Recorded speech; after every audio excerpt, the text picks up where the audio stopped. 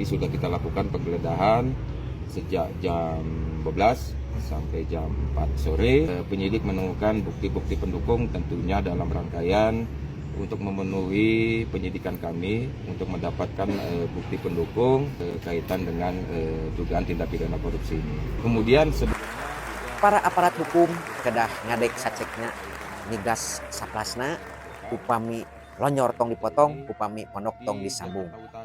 Jangan sekali-kali melakukan pembiaran, apalagi tutup mata. Karena bisi ciluk, bake kok. Tah, jadi kitu makanya tepuguh puluh buntutna, ngabuntut bangkong gitu tah. Anu pada akhirnya kepercayaan publik terhadap institusi pemerintah berkurang, anu pada akhirnya kejadian-kejadian chaos rahayat hese diatur. Nah, eta teh diantawisna kusabab kepercayaan publik terhadap sistem pemerintahan atau para birokrat tos teu aya tak kawas kitunya. Ka para APH sakali deui dahulukan nurani untuk melakukan penyidikan, penyelidikan dan proses hukum. Ya.